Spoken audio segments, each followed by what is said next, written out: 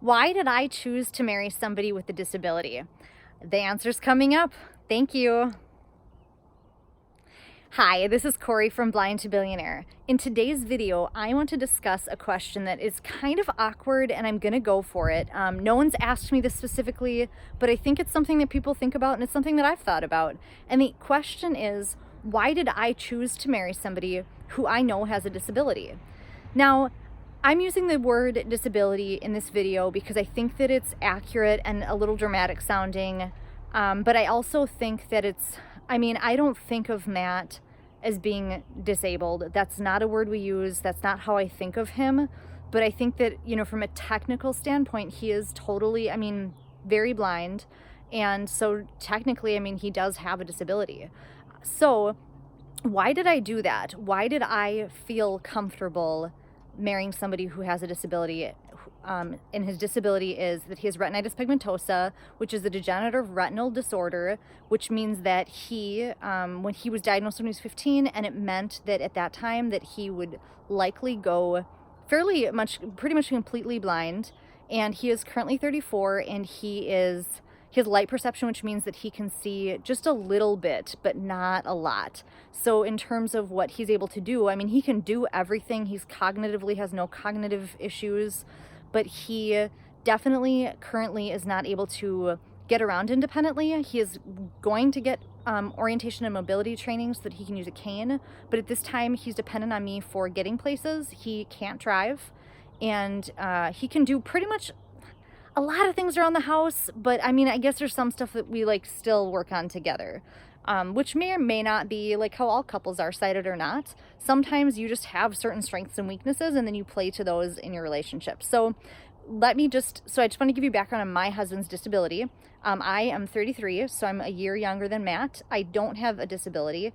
And when we met, I knew that he had retinitis pigmentosa and that he was losing his vision. At the time, it was bad enough where he did not have facial recognition, so that means he's never technically seen me. So we met online, and in the course of our online communication, I learned that he was losing his vision, and he explained it to me. So then I actually talked to my mom and said, I met this super nice guy. He's really funny. He's super smart. But he is blind, and he's going to be even more blind than he is now. Do you think this is something that I can handle? Is this a good idea? Should I go for it? Or what do you think? Because my mom knows me really well. I felt like I could ask her, and I also feel like I'm bringing another person into our family potentially, and I want to be respectful of I just want to understand what does my family think before I even meet this guy. I was still talking to him, I was still excited, but I just thought if I don't want to hurt him or something by being misleading on what my abilities are.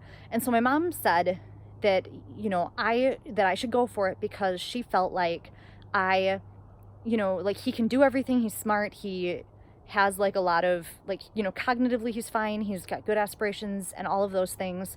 And so she felt like give him a chance. And if this doesn't work out, it won't be because of his vision. It will be because you're not compatible. And so I'm so glad that I come from a family that was accepting in that way, and that she felt that I could do this, because honestly, meeting Matt's been the best thing in my life. He is so kind and smart. He takes care of us in so many ways. But that's how it got started. I did think about it, and I thought about it when we were dating. Well, I shouldn't say I kept thinking about it, because once I had made the decision that I could handle it, the little bit of differences, so that I could handle being the driver, that I could handle maybe being somebody who had to do, more of the reading, more of the luckily I love to talk. So for me, I am good at telling Nat what's going on around us. I'm an occupational therapist too, which I think is worth noting. So an occupational therapist is somebody who, my job is, I work in hands, so I actually work in orthopedics. It's a little different, but conceptually what I have my master's degree in is occupational therapy. And so what that means is that essentially I help people help themselves to be their most independent self. So in some ways, I have kind of an education in helping somebody be independent and live their best life. And so while I didn't go to school to help blind people specifically, occupational therapists actually do work with blind people, but that's not how Matt and I met. it was just kind of a fluke. But I do think maybe because of that, I have just like, I don't know if I have like, maybe just like a more like outlook, like, hey, you can do anything, like just keep plugging away. So that's kind of like our background.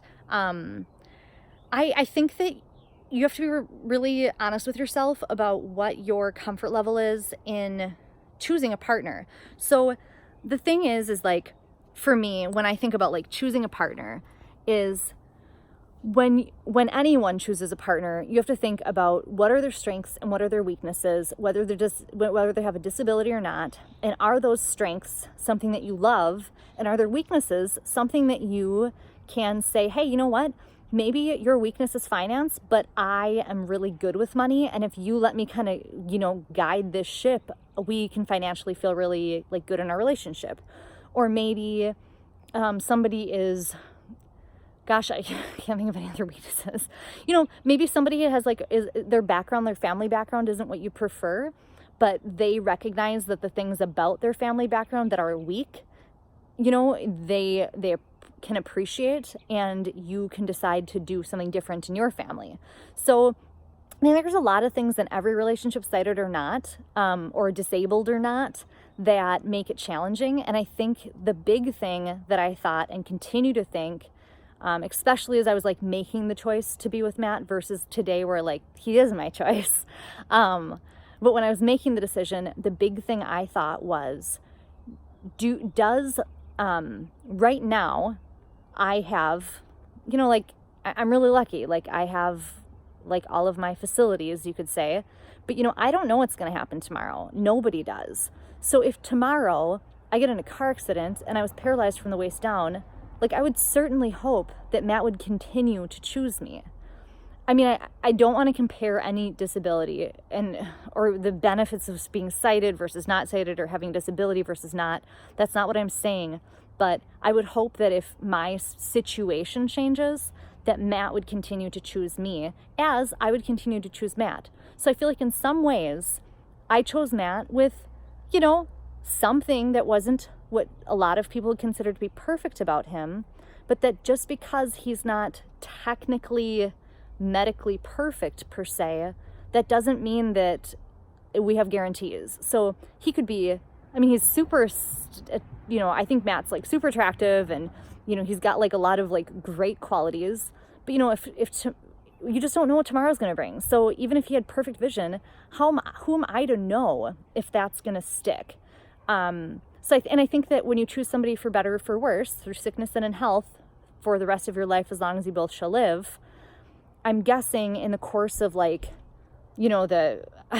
can't do math, 50, 60, 70 years that hopefully Matt and I have left, there's going to be some changes, and probably some of them will be less than perfect. And so I would say, why did I choose to marry a disabled person? It's because I love Matt. It's because he is so kind. He's so thoughtful. He and I have very similar values in a lot of ways. And if you meet somebody who's like that, and you feel that whatever their weaknesses are, or whatever their imperfections, per se are, if those are things that you can handle and that you can work in your life, I think that you're equals in a lot of ways. Like Matt and I aren't unequal just because of his technical disability. I've never thought, literally just me saying that right now is uncomfortable, because that's not a thing I think. He has a lot of strengths that I don't have, and I just think that that's kind of important to think about. So I'm not certain I answered this question perfectly, but I think it's just worth noting that people might think why would you choose somebody who's not quote unquote perfect? The thing is he's perfect for me. I've dated a few guys who quote unquote are perfect, and I think that everybody I know can agree that they actually weren't perfect. And I think a lot of people have been in that situation. So I don't know if I just said a lot of guys. I don't mean a lot of guys. That's awkward. I mean a couple of people that I've met aren't perfect. But I'm thrilled with Matt. Yes, he has a disability. You know what? I'm not perfect, and I don't think anyone is. So I hope this video is helpful. I'd love to hear your perspectives on this. I'm certain that using the word disabled and disability is offensive in a lot of ways, and I recognize that, but I chose to use it, and I think that it's not how I view Matt, and I don't think it's how he views himself. A Metro Mobility vehicle just went by, so I just thought I'd point that out at my parents' house. So anyways, just wanted to see what you guys thought. I wanted to share this, and I hope that this is helpful in some ways. I hope that if you have this question, or if you're like, I'd be interested if you guys are, if anyone's like in the situation where they're like, what do I do? Like, should I go for it? Should I not? I'm thinking about dating somebody has like a disability. You know, find out if it works in your life, and just if you love somebody, if they're right for you, if their hearts match your heart, they're probably the right person. So if you like this video, be sure to subscribe. Matt will be back on Monday, and we just really appreciate you guys being here. So thank you so much. I will respond to all of your comments. I can't wait to hear from you. Thank you. Have a good night. Bye-bye.